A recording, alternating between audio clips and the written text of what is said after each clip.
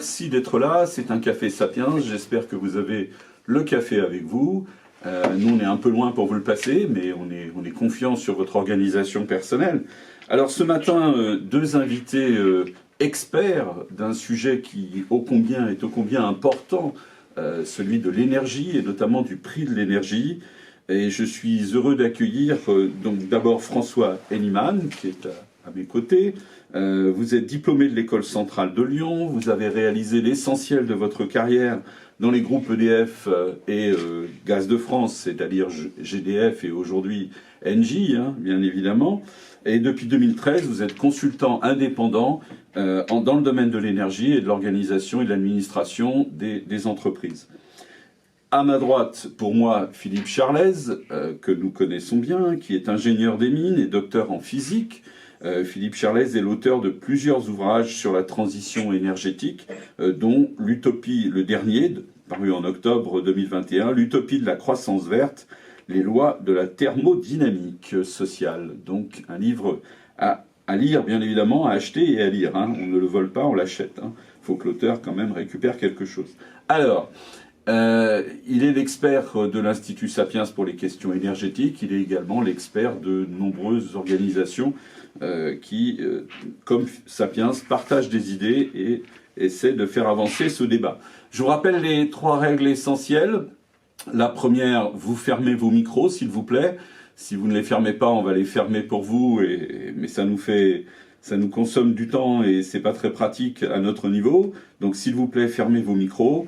Deuxièmement, vous pouvez poser toutes les questions que vous souhaitez sur le chat. Hein. En pied d'écran, vous avez la fonction discussion.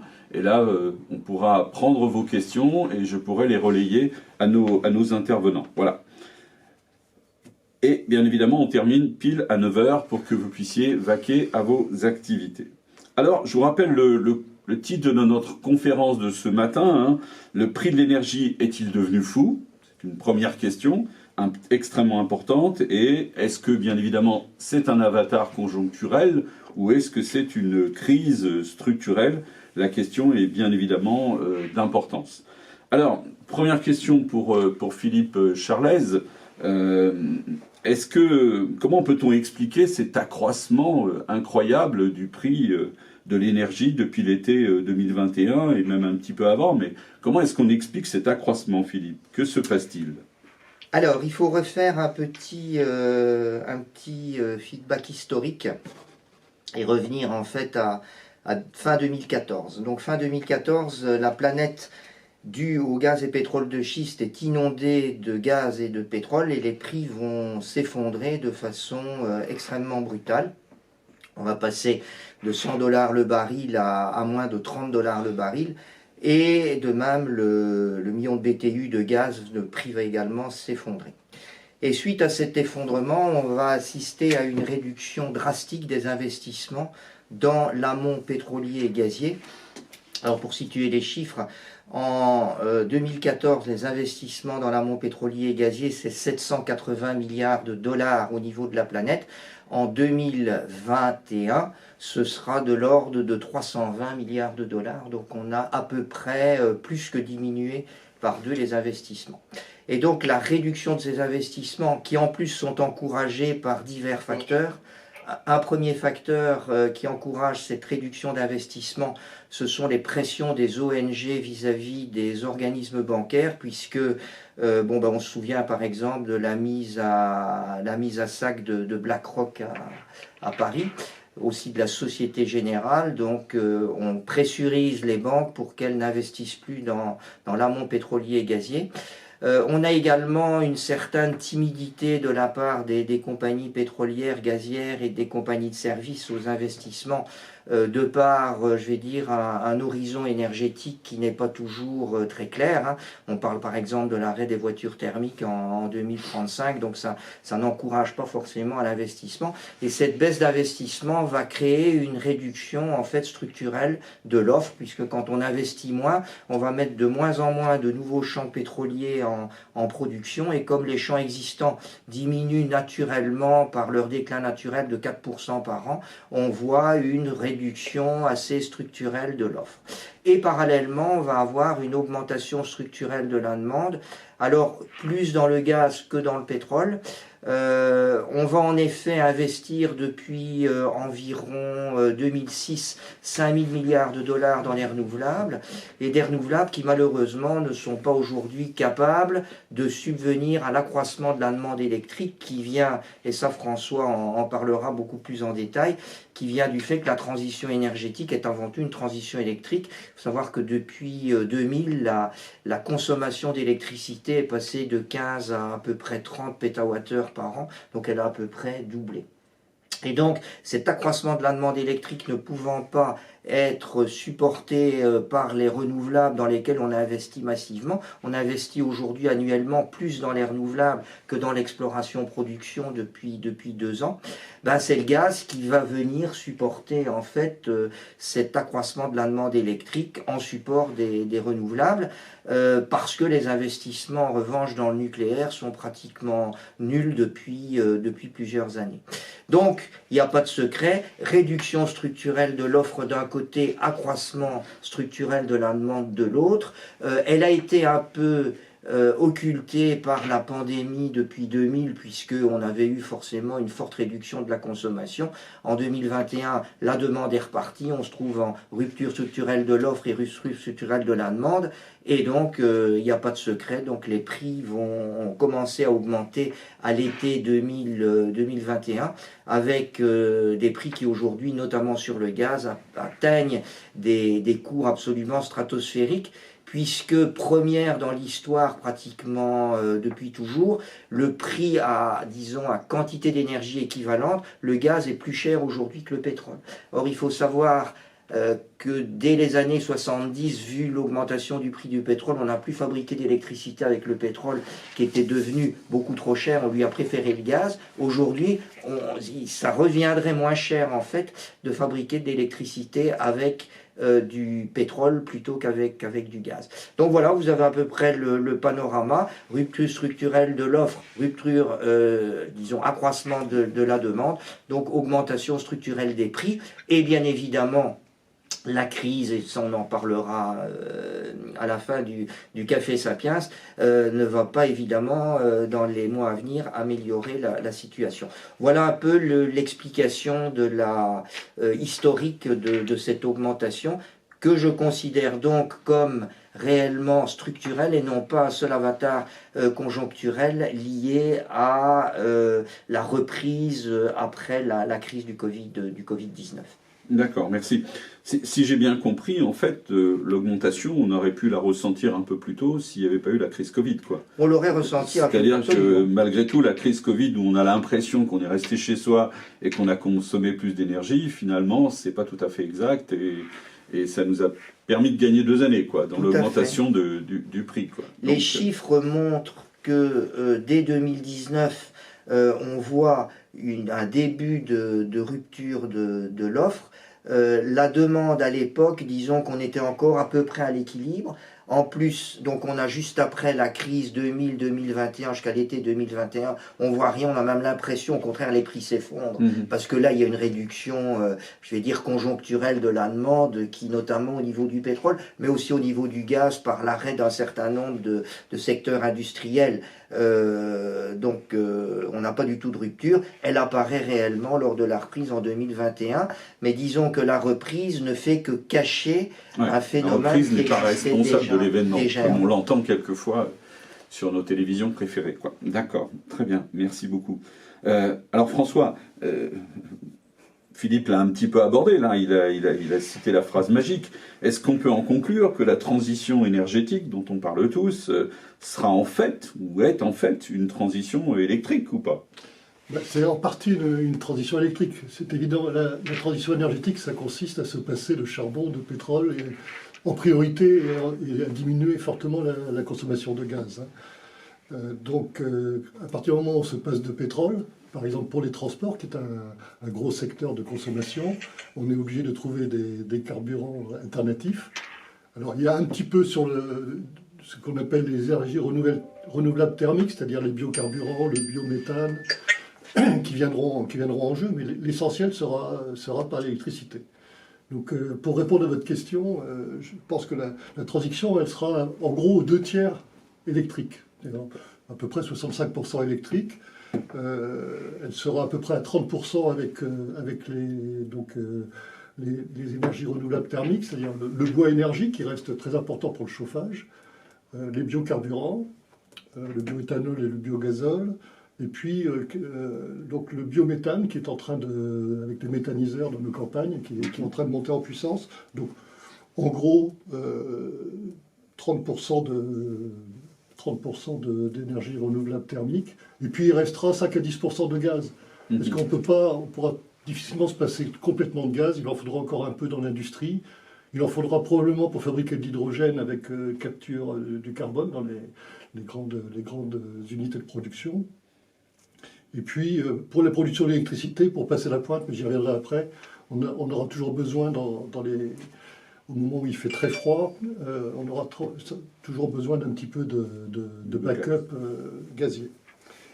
Mais excuse-moi de vous interrompre, de bouleverser votre présentation, mais la disparition du gaz, ou tout au moins l'amoindrissement de la consommation du gaz, c'est quelque chose qui va arriver très très vite, ou parce que en fait, moi le premier, je me chauffe au gaz, donc si mon gaz disparaît, je me chauffe comment? En électricité, c'est ça? Non, tout ça va arriver très progressivement. Alors il y a un premier pas dans la construction neuve actuellement, hein, avec la RT 2000 qui en fait n'interdit pas le chauffage au gaz, mais en fait met un plafond d'émission de CO2 qui en gros, même avec des logements très bien isolés, de facto ne rend pas, enfin le chauffage au fioul ne passe pas de toute façon, et le chauffage au gaz tout seul ne passe pas. Par contre, ce qui va se passer aussi, c'est que il va y avoir des pompes à chaleur, en relève essentiellement, mais ces pompes à chaleur, quand il fait très froid, elles sont peu efficaces, surtout si c'est des pompes à chaleur RR ou RO. Et donc on va avoir des installations en fait avec des pompes à chaleur, mais pour les périodes très froides, un chauffage de substitution qui pourra être soit du bois, là où il n'y a pas de gaz, mais qui pourra être aussi une chaudière au gaz qui viendra donc prendre le relais de la pompe à chaleur. On appelle ça une pompe à chaleur hybride. Alors sachant qu'une pompe à chaleur fonctionne à l'électricité. Oui, la pompe à chaleur fonctionne à l'électricité. Il y a aussi des pompes à chaleur au gaz, pour l'essentiel, ça fonctionne à l'électricité.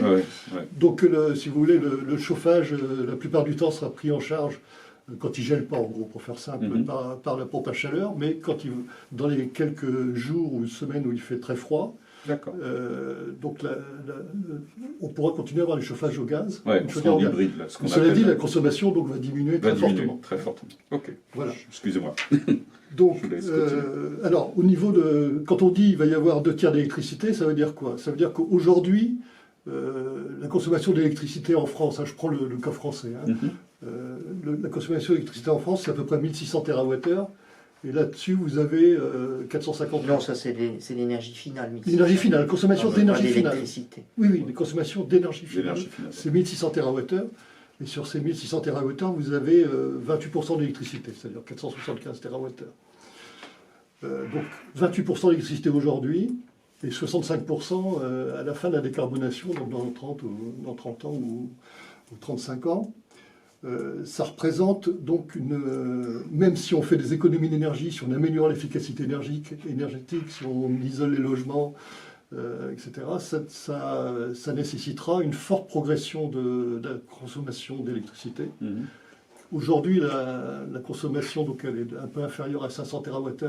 On estime, ça commence à converger, y compris au niveau du président de la République dans son discours à Belfort, ça commence à converger vers une consommation d'électricité de l'ordre de 800 TWh. L'Académie des technologies, l'Académie des sciences, il y a beaucoup d'études qui convergent là-dessus. Ça veut dire quoi? Ça veut dire qu'il faudra une production entre 850 et 900 TWh, parce qu'il y a des pertes en ligne, et puis on fait un peu d'exportation.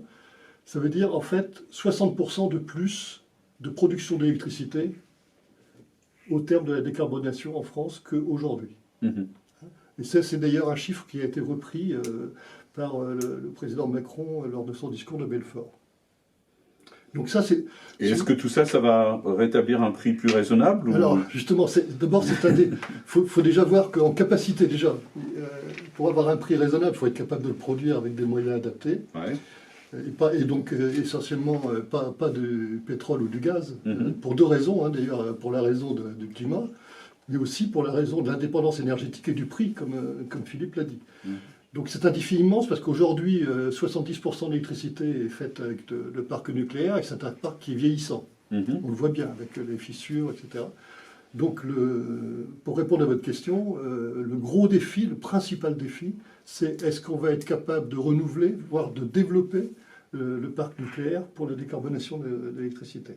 D'accord. Pour ajouter un point qui est important et qui est assez méconnu, c'est la grosse différence entre l'utilisation du gaz, voire du pétrole, et de l'autre, de la génération électrique nucléaire, c'est l'impact du prix du combustible sur le mégawattheure.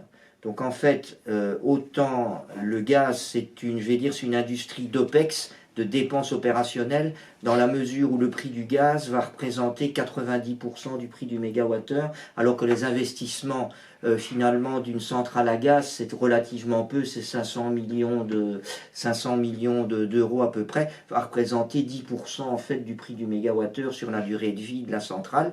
Dans le nucléaire, c'est le contraire, le prix du combustible, c'est-à-dire l'uranium, ne va présenter que quelques pourcents dans le prix du mégawattheure, alors qu'au contraire, les investissements vont au contraire représenter le gros du prix du mégawattheure. Mhm. Donc on voit que ce sont deux philosophies complètement Oui. différentes. C'est que le prix du mégawattheure gazier va être extrêmement dépendant de la volatilité des prix du gaz, alors que le mégawattheure nucléaire va être très peu dépendant de la volatilité du prix de l'uranium. Mhm. Ok. J'irais plus large, d'ailleurs, c'est le prix du mégawattheure décarboné, d'électricité décarbonée, pas seulement nucléaire, Oui. ne dépend pas du combustible, ou très peu du combustible. Oui, Et c'est donc les installations d'éolien, de solaire, d'hydraulique et de nucléaire sont en fait des installations très capitalistiques, c'est-à-dire que l'essentiel du prix est représenté par l'investissement.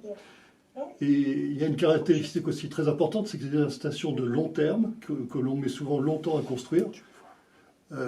Et donc le prix dépend de l'investissement, mais aussi du financement de l'investissement. Mhm. Donc, bon, ça j'y reviendrai tout à l'heure si vous voulez. Bien sûr, non, parce que c'est vrai qu'on peut se dire comment est-ce qu'on va faire redescendre ce prix. Alors, je comprends bien que plus on est dans une énergie qu'on produit nous-mêmes, moins on est influencé par le taux du dollar, par toute la politique internationale sur le prix du gaz, du prix du pétrole. Donc ça va dans le bon sens, c'est une bonne nouvelle. D'accord, ok. Allez-y, je vous ai interrompu, excusez-moi. Donc, bon, au niveau, je vais juste détailler un peu au niveau de la facture d'énergie des Français. Il faut voir que c'est un empilement de coûts et la fourniture, en fait, ne représente aujourd'hui, enfin, avant l'envolée des prix, la part fourniture ne représentait que 26% du prix, alors que vous avez aussi un autre facteur très important qui est l'acheminement, c'est-à-dire le coût des réseaux pour amener l'électricité, donc au niveau du point de livraison, c'est 29%. Le reste, c'est des coûts de commercialisation et des taxes. D'accord. Hein, Et on en arrive à un sujet passionnant en France, voilà, l'importance des taxes. l'importance des taxes, dont 9% de taxes qui sont dédiées à ce que l'on appelle le service public de l'électricité, c'est-à-dire en fait 2/3 de subventions pour l'éolien et le solaire et 1/3 pour l'électricité dans les îles, Dom-Tom et puis les aides sociales. Donc si vous voulez, dans la part du fourniture, aujourd'hui, dans le mix des fournisseurs, c'est 70%, ça représente à peu près le mix de production d'électricité, c'est-à-dire 70% d'électricité nucléaire vendue par EDF à un prix cassé, hein, de 42 € du mégawattheure, et puis 30% d'appel au marché. Alors, qu'est-ce qui s'est passé depuis l'été dernier? Il y a eu deux choses. D'une part, le prix du gaz ayant flambé, le prix d'électricité aussi sur le marché est monté très rapidement, et donc il était structurellement de l'ordre de 50 à 60 € par mégawattheure depuis plusieurs années. Et il est monté jusqu'à un pic supérieur à 250 € par mégawattheure au mois de décembre. Ça, c'est la première chose. La deuxième chose, c'est que comme la concurrence s'est développée, les fournisseurs donc alternatifs, donc notamment Total Energy et Engie, hein, qui représentent le gros de la concurrence en France, ont eu besoin de beaucoup plus d'électricité. Et comme la production nucléaire qui est mise à disposition à ce prix très intéressant est plafonnée à 100 TWh, c'est-à-dire à peu près 30% ou 35% de la production nucléaire d'EDF, leur part dans le mix a diminué parce que la CRE, la Commission de régulation de l'énergie, a été obligée de décréter les demandes de ses fournisseurs. D'accord. Et donc, alors qu'en fait... Alors, elle est obligée de décréter, et donc en fait, dans la part dans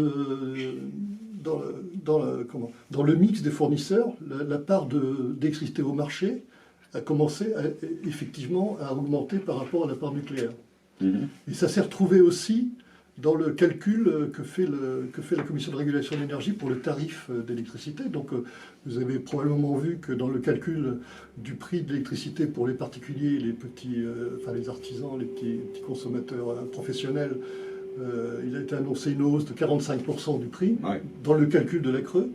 Et il faut bien voir que dans ce 45% d'augmentation, en fait, la répercussion de l'écrêtement de l'ARENH était prépondérante. Ça représentait 84% d'augmentation.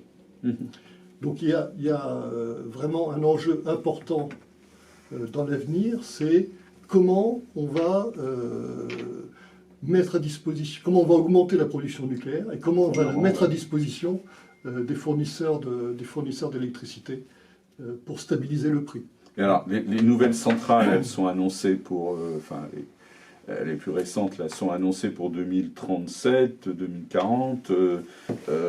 Comment on tient d'ici là? C'est-à-dire, est-ce que finalement le prix ne baissera pas ou peu, ou de façon marginale d'ici cette date? Ou est-ce qu'on peut espérer voir le prix de l'énergie baisser du fait des décisions qui ont été prises récemment Alors, bien sûr, c'est des décisions, c'est des annonces. Il ne faut pas confondre les annonces avec la mise en application. Sur le prix du gaz et du pétrole, donc comme je vous l'ai dit, et de l'électricité. Et après de l'électricité, sachant qu'il y a un fort impact aujourd'hui du prix du gaz sur le prix de l'électricité, puisque je vous rappelle que par rapport à ce qu'on appelle la loi du merit order, c'est la dernière source mise en œuvre qui fait le prix du mégawattheure. Et donc ça veut dire quoi si on le remet en langage, en langage que Dominique Hamel va essayer de comprendre? Ça veut dire que les sources d'électricité qu'on va mettre successivement en œuvre, on ne va pas toutes les mettre en œuvre en même temps. On va d'abord généralement mettre en œuvre les moins chères et les plus disponibles, et puis à la fin les plus chères et les moins disponibles. D'accord. Et donc aujourd'hui, celle qu'on va mettre en œuvre, la dernière, c'est le gaz, parce que c'est la plus chère. Mais par contre, c'est elle qui va faire le prix, parce que si on ne la met pas en œuvre, ça sous-entendrait que personne ne la mettrait en œuvre puisqu'on ne la paye pas, et donc on n'aurait pas de l'électricité tout le temps. Donc on va dire que le prix très cher, je le définis un petit peu. Ça veut dire que le prix très cher, on le repousse à la fin, le prix très cher, on le repousse à la fin. Ça veut dire qu'on va encore payer plus cher. Mais c'est lui qui fait le prix. C'est un peu une espèce d'assurance tout risque pour ne pas avoir de coupure électrique. Donc c'est pour revenir sur le prix du gaz et du pétrole, je ne les vois pas baisser à court terme, pour les raisons que je vous ai expliquées, puisque si rupture structurelle il y a, et la crise de l'Ukraine spécialement si elle dure, et que on fait un embargo total sur la Russie qui représente aujourd'hui 17% de la production gazière mondiale, et c'est le deuxième producteur de gaz, donc c'est magistral, c'est très important. Donc je ne vois pas les prix du gaz baisser. Les prix du pétrole pourraient peut-être baisser dans l'avenir parce que la demande devrait commencer à fléchir par la mise en œuvre des voitures électriques, voire un petit peu plus tard de l'hydrogène, bien que la reprise du transport aérien, qui n'a pas complètement reprise elle-même, pourrait créer un accroissement de la demande. Donc en matière de gaz et de pétrole, je ne vois pas les prix baisser. En matière d'électricité, je laisse François répondre, mais je ne pense pas non plus. Donc, alors, baisse à 5 ans, baisse à 10 ans, baisse à 20 ans. Allez, donnez-nous les chiffres. D'abord, je n'ai pas de boule de cristal, premièrement, mais... C'est bien. Voilà. Mais prenons un peu de risque. Allez, donne-nous de l'espoir. Oui, aujourd'hui, déjà, il faut bien voir que EDF est en difficulté avec son parc nucléaire parce qu'il est obligé. Il y a un problème technologique de fissure sur lequel je ne vais pas m'étendre, mais qui en fait ampute d'à peu près 50 TWh la production, 50 à 80 TWh la production. Donc de toute façon, dans les 2-3 ans qui viennent, il ne faut pas s'attendre à avoir une baisse du prix de l'électricité et même probablement une augmentation. Alors, si on se projette à plus long terme, en fait, tout dépendra de la capacité à construire un parc nucléaire qui soit d'une capacité suffisante, à côté des énergies renouvelables, donc éolien et solaire. D'accord, mais l'annonce du président de la République répond à cette demande ou pas? Dites-nous tout. Non, pour moi, elle n'y répond pas. Alors, elle va dans le bon sens. Elle va dans le bon sens. Va dans le bon sens parce qu'au lieu de fermer 14 réacteurs, on en a déjà fermé 2, on n'en ferme plus, on essaye de les prolonger au maximum. Et on construit à peu près, enfin au maximum, donc dans ce qui a été annoncé, 14 nouveaux, ce qu'on appelle EPR2, c'est-à-dire des réacteurs de la technologie de Flamanville, mais plus simplifiée. Alors, pourquoi ça n'y répond pas complètement? C'est parce que, en fait, vous avez besoin de 2 choses. Vous avez besoin de suffisamment d'électricité. Alors, ce qu'il faut bien voir, c'est que le prix, si on arrive à financer dans des bonnes conditions, on peut y revenir après, le parc nucléaire, on arrivera à un prix à peu près de 60-70 euros par mégawattheure. D'accord. Ce qui est comparable, si vous voulez, au prix de l'éolien et du solaire terrestre aujourd'hui. C'est optimiste quand même, 60 euros le mégawattheure avec de l'EPR. Oui, j'y reviendrai après. Bon. C'est bien, quand on a 2 experts, on a 2 points de vue. C'est ça l'avantage. Donc, simplement, il faut, ça c'est une chose, la disponibilité de suffisamment d'électricité. Alors je voudrais dire d'abord aussi que donc, ces 14 EPR ne seront pas suffisants. Puisque ça représente, si vous voulez, ça représentera finalement en 2050, avec cette annonce du président, la capacité de production nucléaire en 2050, elle sera au maximum de 50 gigawatts, alors qu'aujourd'hui, elle est de 61 gigawatts, même après fermeture de Fessenheim. D'accord. Et donc, si vous voulez, comme en plus, donc on a vu tout à l'heure, on aura besoin de 60% d'électricité en plus, ça veut dire que la part de nucléaire dans le mix, avec ces annonces qui ont été faites, la part de nucléaire va descendre entre 35 et 40%. D'accord. Donc on va avoir un petit manque. Donc on va avoir un petit manque, comme vous dites. Quand je dis un petit... et le manque, il va se faire particulièrement sentir sur la capacité de répondre, de fournir au moment de la pointe d'hiver. Puisque, si vous voulez, aujourd'hui, l'appel de pointe, c'est à peu près 100 gigawatts. Le record date de 2012 avec 102 gigawatts. Cet hiver, on a eu 85-90 gigawatts, mais ça n'a pas été un hiver très froid. Non. Cette pointe va augmenter. Elle ne va pas augmenter dans une proportion de 60%, parce que comme on fait des économies d'énergie, l'isolation des bâtiments, mais elle va augmenter de 10 ou 15%. Il y a la consommation, enfin, il y a l'amélioration de nos... Donc on aura besoin de à peu près au moins 110 gigawatts quand il fera très froid l'hiver, et on n'aura que 50 gigawatts de nucléaire au mieux. Donc vous voyez qu'il en manque 60 quand même. D'accord. Alors avec les 60, on en a une vingtaine avec l'hydraulique, les barrages hydrauliques et puis les bioénergies, la biomasse. Mais il en manque encore 40. Ça ne peut venir que de sources fossiles et d'importation. Donc soit on fait appel aux importations, et RTE l'a proposé en développant très fortement les interconnexions, mais on voit bien que les importations... Avec le risque de la souveraineté. On a le risque de la souveraineté. Est-ce que les Allemands, etc., auront encore suffisamment d'électricité à produire pour nous sauver la vie pendant l'hiver? On peut en douter. L'autre alternative, c'est de construire des 30 gigawatts de centrales à gaz nouvelles. Mais c'est un petit peu contradictoire avec la décarbonation, d'une part. Et d'autre part, ça nous met, pendant l'hiver, dans un risque très important de prix du gaz élevé à long terme, comme l'a dit Philippe.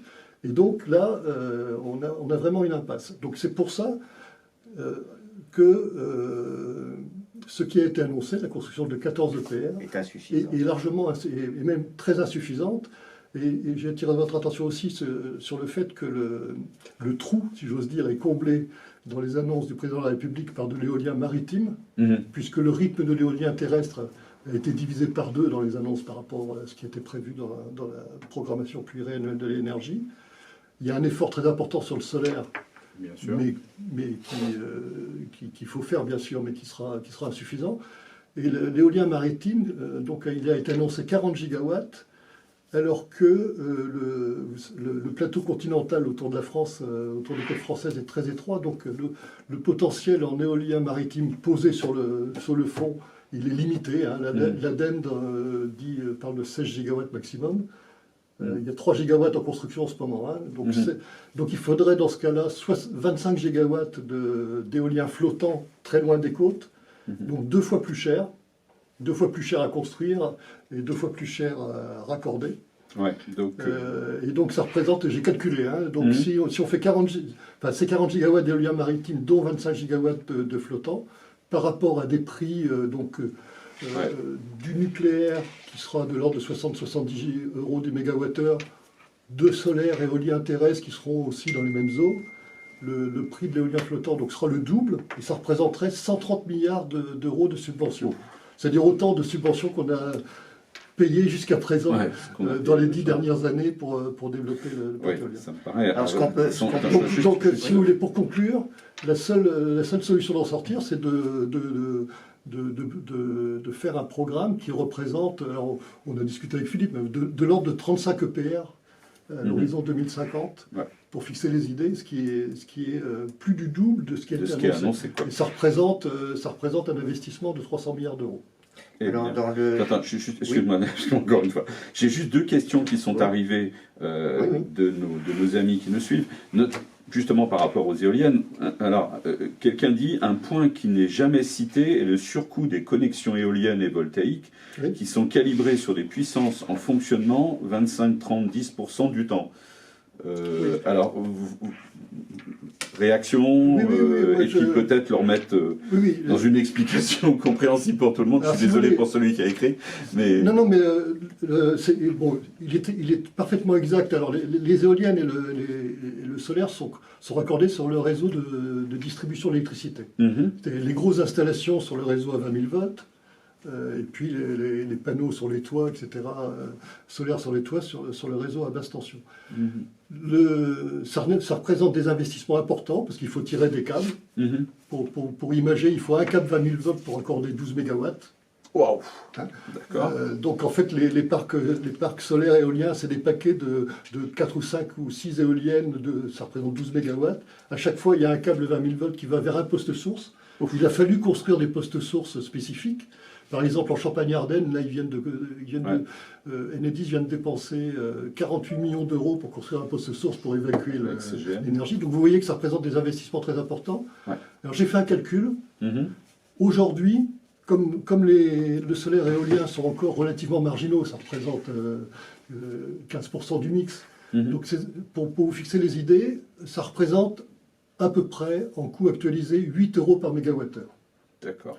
Par contre, si on veut faire 50% d'énergie renouvelable intermittente, là ça va montrer très rapidement.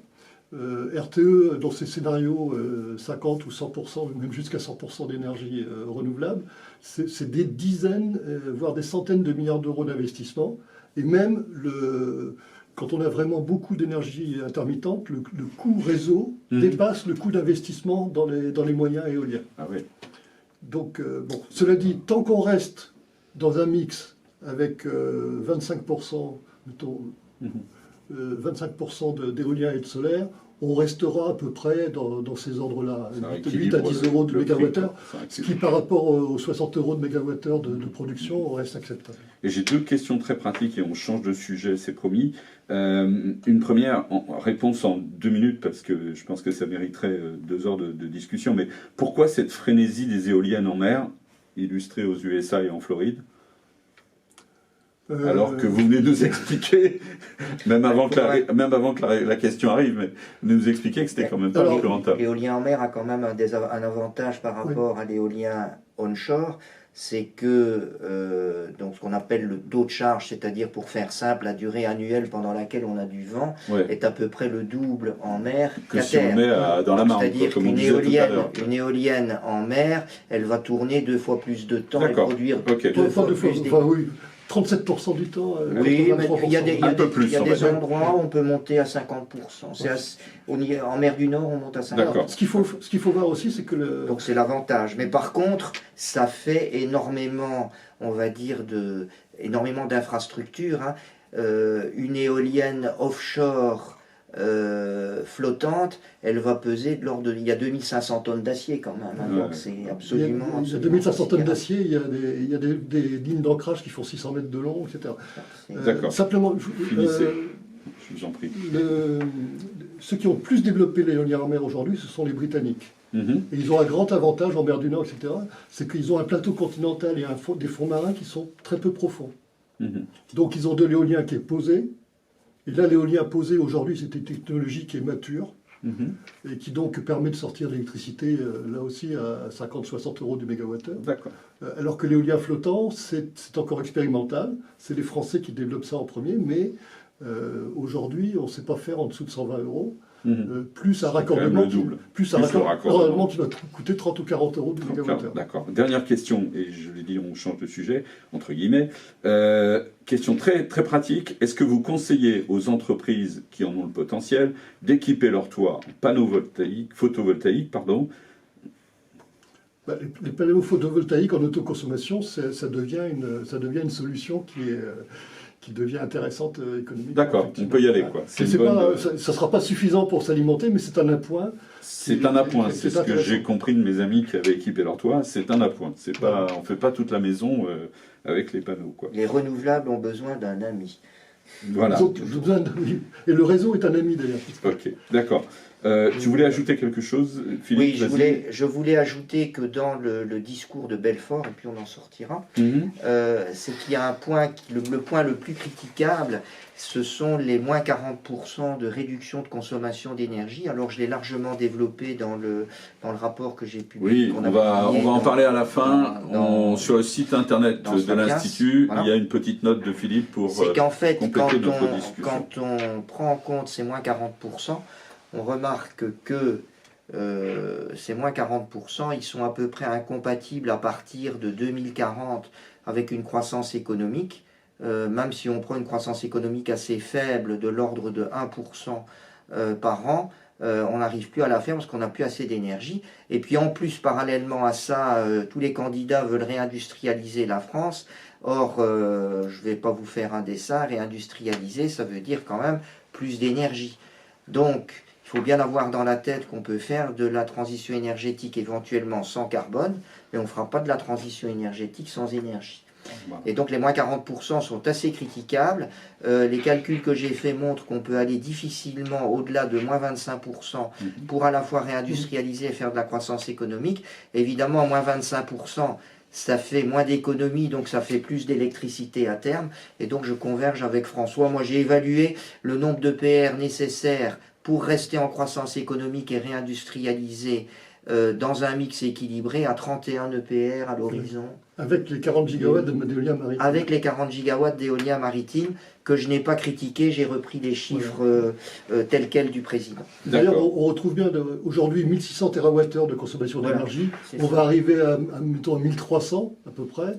Et on retrouve bien donc 800 TWh d'électricité, c'est 60%, voilà.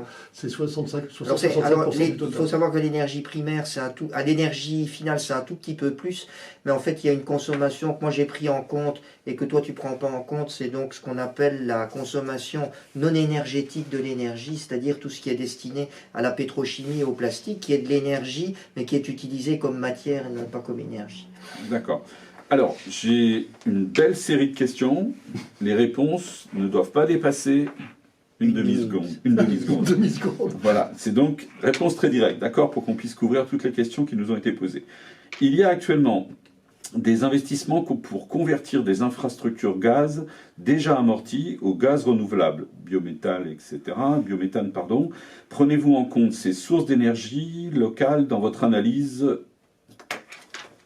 Oui, enfin, dans le développement du biométhane, il est pris en compte. Hein, Enfin, biométhane, syngas, alors, quel type hydrogène. Oui. Quel type? C'est les infrastructures de distribution, je suppose. Que les infrastructures de production de biogaz Donc, et de de consommation, et- peut-être. et- Consommation. De consommation. ou de consommation, Le, d'accord. le potentiel de biométhane, il se situe entre 60 et 100 TWh, selon que l'on fait des cultures dédiées ou pas. D'accord. C'est-à-dire parce qu'il y a une part de déchets Mhm. agricoles, etc., et une part éventuellement de maïs, ce qu'on appelle du maïs ensilage, c'est-à-dire du maïs produit pour être méthanisé, ce que font beaucoup les Allemands. Mhm. C'est pour ça que les Allemands ont plus de biométhane. Donc on a un potentiel total d'entre 60 et 100 TWh, D'accord. dont une partie sera utilisée sous forme de bio-GNV pour les transports, Mhm. pour les camions, pour Ouais. les navires maritimes, enfin Et beaucoup mieux les que porte-containers. l'énergie électrique pour les camions, d'ailleurs, j'ai compris. C'était Voilà. plus efficace que l'énergie électrique. Donc Bah, sous une la partie, taille des donc Ouais. la question à laquelle il faudra répondre, comment on répartit ces 60 à 100 TWh entre les transports et puis l'injection dans les réseaux de gaz pour rendre finalement le chauffage au gaz plus écologique. D'accord. Alors, on s'arrête là parce que j'avais dit une demi-seconde. Est-il sérieusement envisageable de construire 14 EPR d'ici 2050? Et notre ami fait un calcul, un EPR tous les 2 ans, est-ce réaliste? Alors, on a dans le parc qui a été fait, si vous voulez, on est quelque part dans la même situation qu'après le premier choc pétrolier. En 73, quand le prix du pétrole, c'est tout à fait comparable. Et quelle a été la réaction de la France? Non pas pour décarboner, mais pour améliorer, pour répondre au choc pétrolier et avoir de la dépendance énergétique, c'est de construire 58 réacteurs en 30 ans, en 25 ans. D'accord. À partir de 73.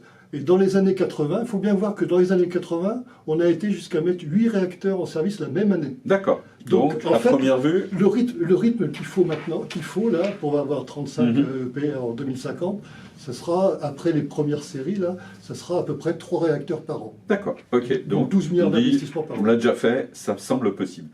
Autre question. Si on doit importer du gaz hors Russie, quels sont les pays alternatifs pour approvisionner le gaz en Europe? Philippe, en une demi-seconde. Vas-y. À une demi-seconde, c'est un peu compliqué. Alors, on ne peut pas trouver aujourd'hui, donc ça ne peut être que sous forme de gaz naturel liquéfié. Alors, il y a un pipe qui vient d'Algérie, on peut augmenter un petit peu notre approvisionnement en provenance d'Algérie, mais sinon, en dehors de ça, c'est du gaz naturel liquéfié. On a un tas de ports qui peuvent les importer. Ça vient du Qatar, ça vient du Nigeria, ça peut venir des États-Unis, plus loin, un peu plus compliqué, de Malaisie et d'Australie. Cela étant, le marché du GNL est déjà largement saturé aujourd'hui, notamment à cause de la demande chinoise, et donc ça va être très compliqué de trouver suffisamment de GNL pour remplacer tout le gaz russe. Donc on va rester dépendant au gaz russe quoi qu'il arrive. D'accord. Et autre question, est-ce que le gaz de schiste des États-Unis, des US, c'est une alternative ou Oui, pas? ben c'est le US gaz qui apparemment font pression sur les Allemands. le gaz naturel liquéfié qui vient des États-Unis et du gaz de schiste liquéfié. Il faut savoir que le gaz de schiste et le gaz et le gaz conventionnel, c'est exactement pareil. Hein.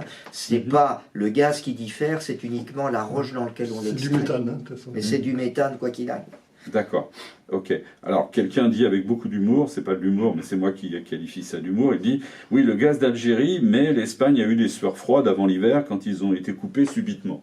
Donc, on va pas faire de la politique, hein, d'accord? Vous n'appelez pas l'ambassade tout de suite. Ça, voilà. Voilà. Ça, Bon, allez. Alors, on dit il faut citer un coût des EPR à 60-70 euros le oui, mégawattheure, je trouve que c'est optimiste. en supposant que 80% du parc automobile sera électrifié d'ici 10 ans.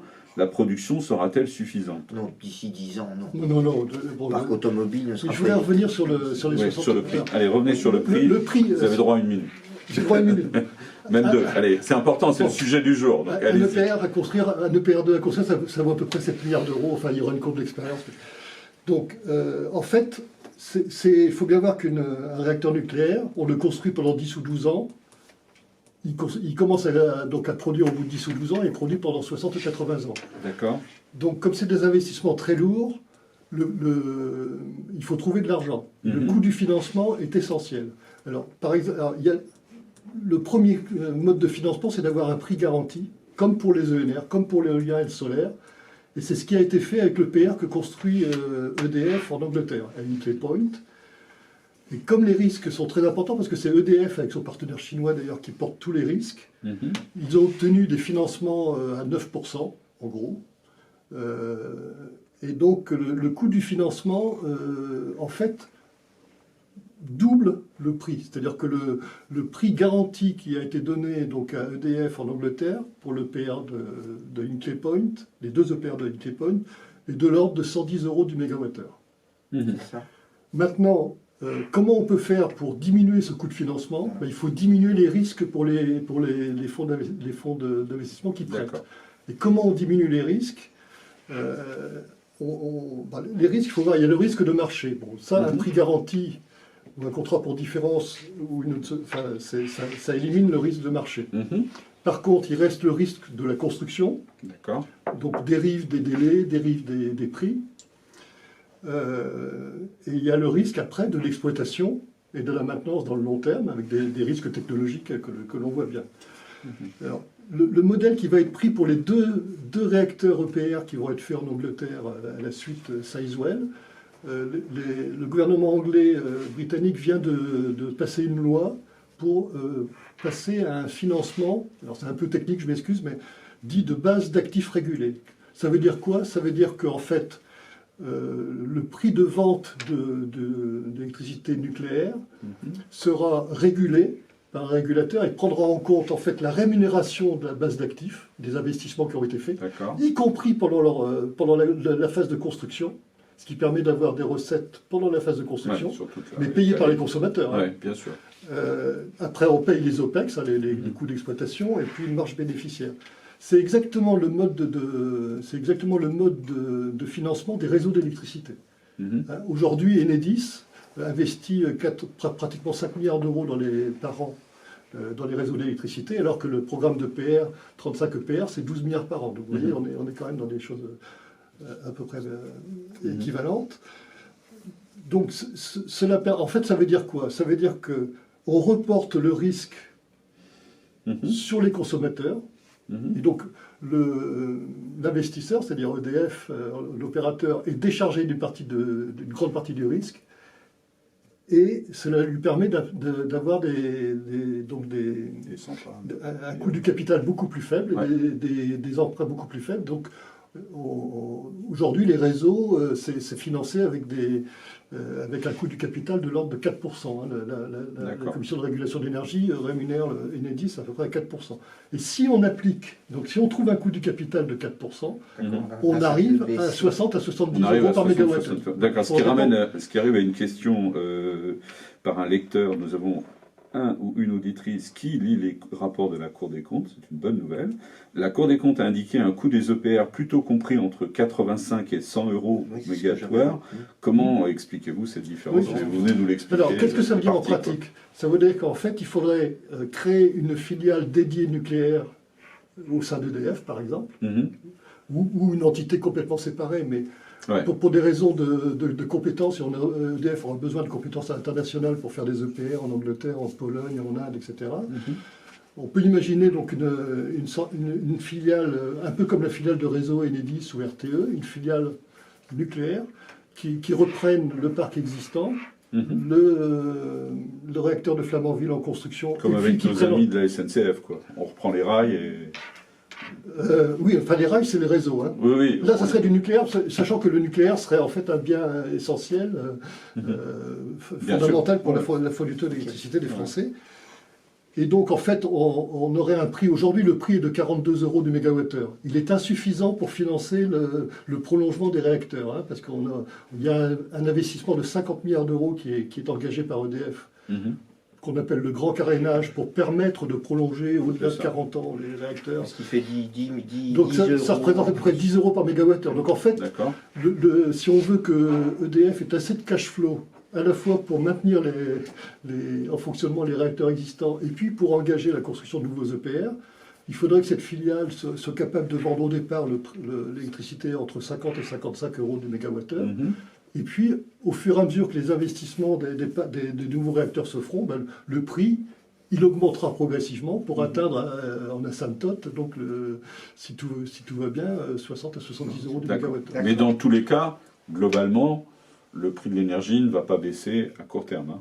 Non. Et même à long terme. Et Non, non, ce qu'on peut espérer, c'est qu'à long terme, si on réussit ce programme et que l'on continue à développer les ENR terrestres, l'éolien et solaire, de façon raisonnable, ce prix il soit pour la base de 70 € du mégawattheure, je veux dire, alors que dans les dernières années, il est entre 50 et 60. Donc c'est une augmentation, mais ce n'est pas une augmentation démentielle.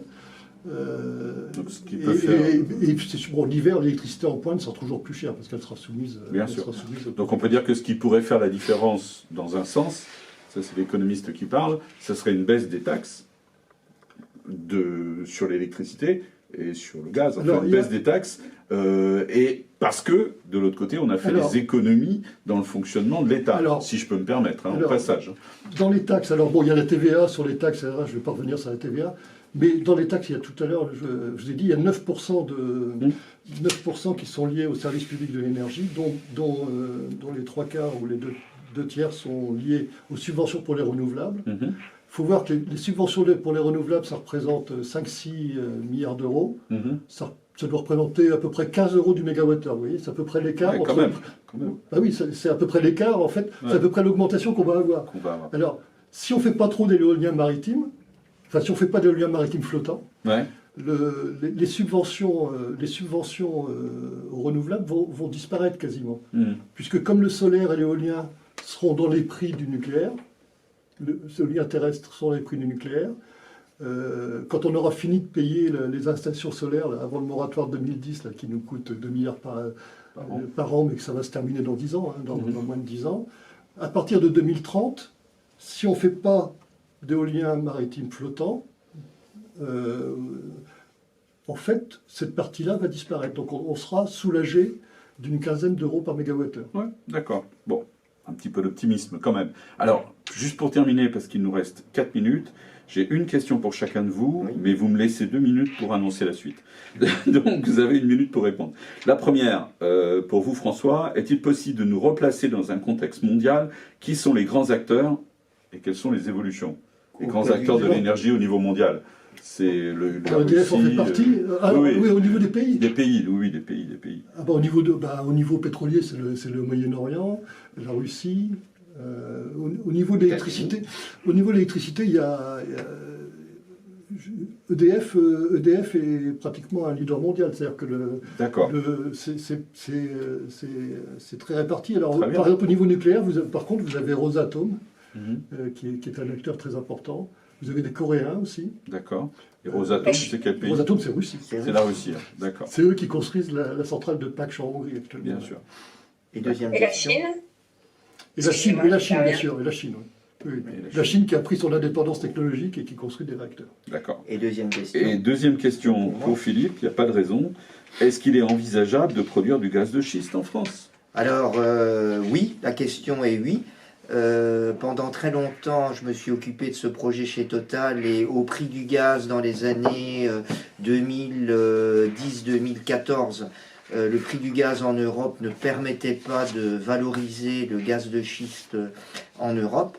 Donc aujourd'hui, vu les prix du gaz, ce serait extrêmement rentable. En revanche, il reste le problème sociétal à lever, Oui. ce qui n'est J'ai pas lu la fin de la question qui disait malgré l'opposition des Verts. Ce n'est pas une paire de manches, mais donc je pense qu'aujourd'hui, du moins en France et pendant la campagne électorale, aucun candidat n'osera mettre le problème de gaz de schiste sur le... Mais soulager un petit peu vis-à-vis de la Russie la demande de gaz européenne via une production domestique serait certainement un point très positif. D'accord, très bien. Merci beaucoup à vous deux. C'était bien agréable de passer cette heure avec vous. J'espère que, comme moi, vous avez appris beaucoup de choses. Je vous rappelle, c'est le moment publicitaire, je vous rappelle le petit rapport préparé par Philippe Charlez, qui est depuis hier sur le site de l'Institut Sapiens. Il y a une dizaine de pages à lire. C'est très très intéressant, très documenté comme d'habitude. Et s'il vous reste un petit peu de temps, bloquez votre agenda pour le vendredi 18 mars, donc dans quasiment 2 semaines, même presque 3. De 8h30 à 9h30, on a une conférence en visio sur l'innovation et la recherche, comment faire mieux en France et en Europe. Et le jeudi 24 mars, de 8h à 9h, avec notre ami Raphaël Krivine, on aura un nouveau Café Sapiens sur le thème Quoi de neuf en matière de data. Sujet ô combien intéressant.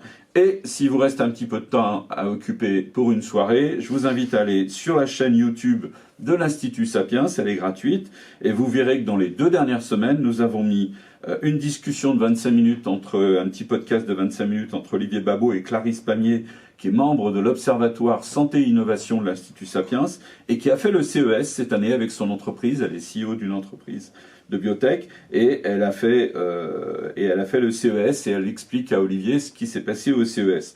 On a mis aussi un podcast un peu plus long, de 45 minutes, sur le traitement des déchets nucléaires, un avenir maîtrisé, avec l'Agence nationale de développement du traitement des déchets nucléaires. Je vais y arriver, l'ANDRA, quelque chose de très technique, très intéressant, très passionnant, et les experts de l'ANDRA nous expliquent ce qu'ils sont en train de faire et ce qu'ils préparent à 500 mètres sous terre où nous sommes allés. Et puis, une conférence sur l'Europe de la e-santé avec Olivier Babot et les dirigeants du groupe CARE. Voilà les 3 choses que nous avons ajoutées sur notre YouTube dans les 15 jours, de quoi vous occuper pendant une soirée. Merci de votre présence, à bientôt et bonne journée. Au revoir. Merci à vous, au revoir.